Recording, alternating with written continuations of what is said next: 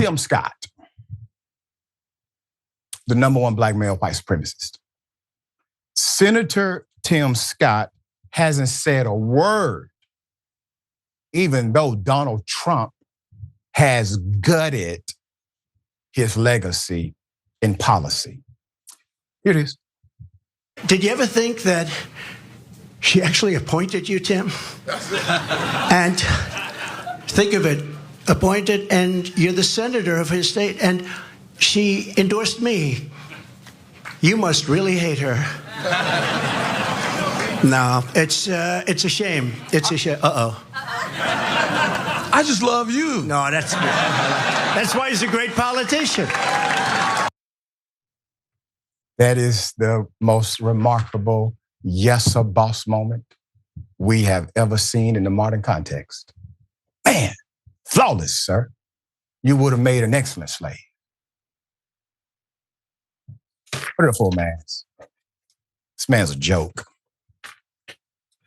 Tim Scott is under fire over his silence while Donald Trump gutted federal programs that helps minority-run businesses that Tim Scott, Senator Scott, once called his legacy. For years, the South Carolina Senator Tim Scott has championed the Minority Business Development Agency, an office under the direction of the Commerce Department.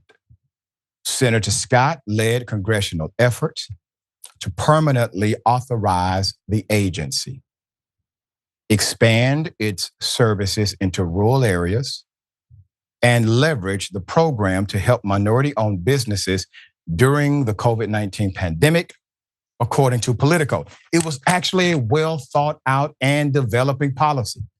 I remember when they made the recommendation and then the advocacy for it to expand to rural America. Why? Because you won't find anyone poorer than black folk inside of rural communities that have access to virtually no resources. So that's the reason it was proposed.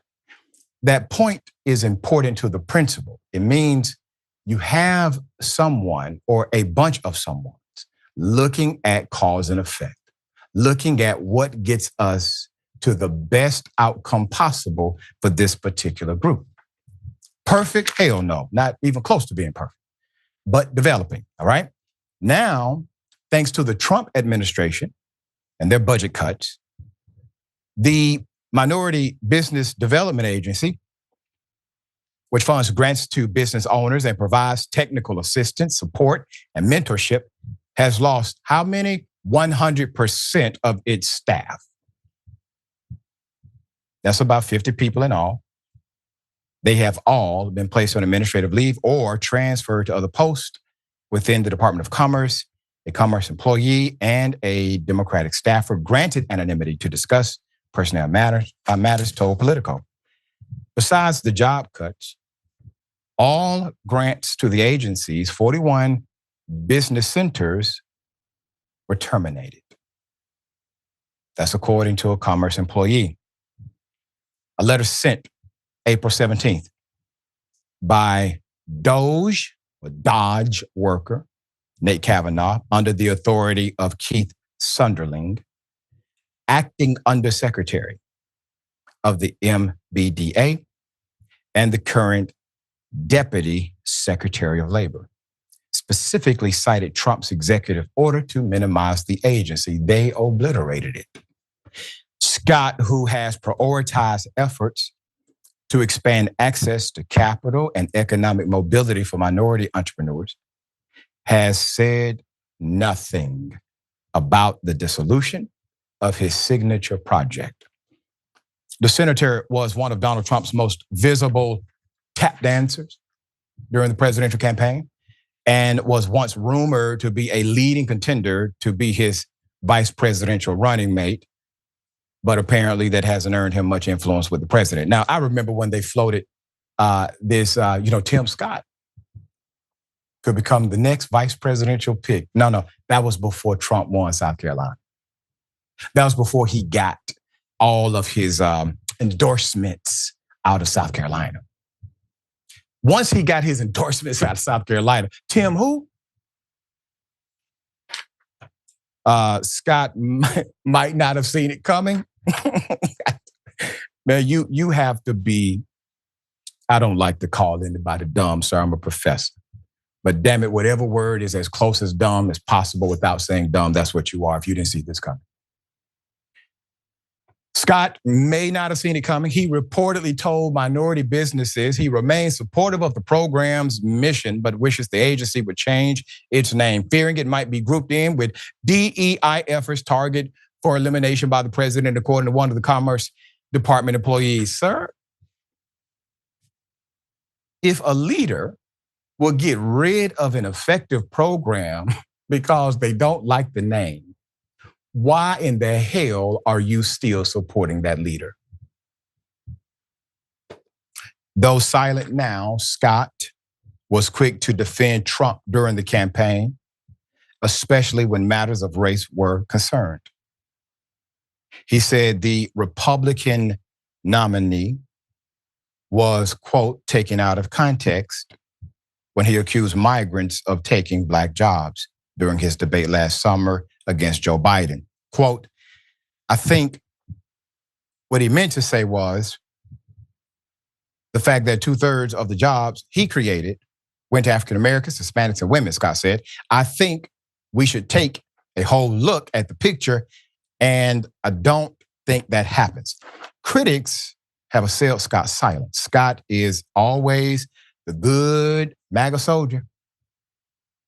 How does he sleep at night? Asked one ex-account holder. Quote, talk is cheap, especially when your legacy gets bulldozed and you don't even flinch, added one commenter.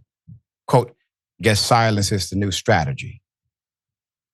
The Commerce Department employee went further, calling out Scott's cowardice.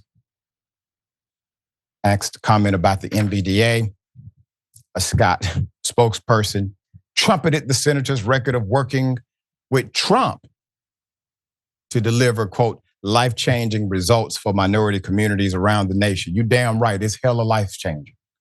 We just reported on a federal worker who went to work, Black woman, put her head on her desk and died because of the stress associated with potential layoffs, her being 5 years away from retirement at an agency she's been with for over 20 years.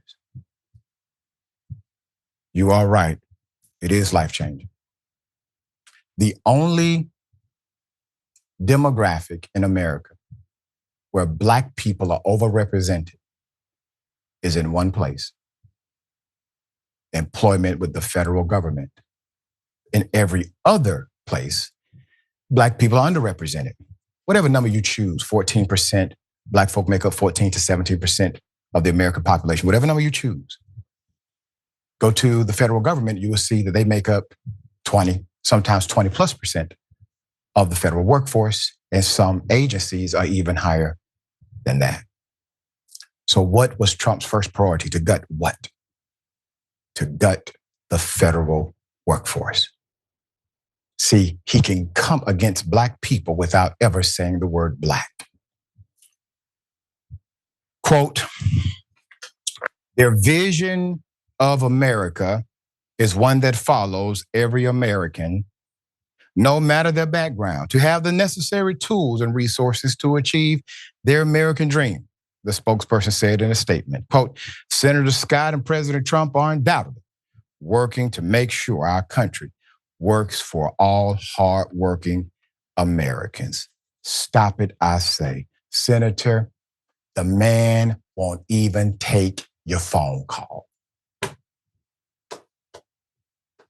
This has to stop.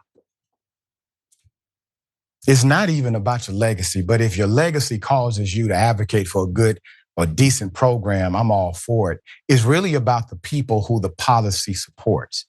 That's what it's about. It's never about your legacy or your ego or your leadership profile. It's about the people behind it. So the individuals you care less about. Trump, you care a lot about. This is backwards. All right, dear brother, thoughts here. My thoughts are that I actually respect Tim Scott. Senator Tim Scott has had a very inspirational life from what he has gone through and where he has gotten to. I think that to understand him, we need to know more about his life. We need to read books like Huckleberry Finn and realize to understand this type of man, you must know historically there are two kinds of slaves, the house Negro and the field Negro. Now, the house Negro lived in the big house. He dressed pretty, he ate good, he lived good. And if the house caught fire, he'd be the first one to put the blaze out. And if the master got sick, he would say, "What's the matter, boss? We sick?" I say and say it again, you've been had, you've been took, you've been hoodwinked, bamboozled, led astray, run amok. This is what he does. Well said, brother. Ring the ring for my dear brother Malcolm X.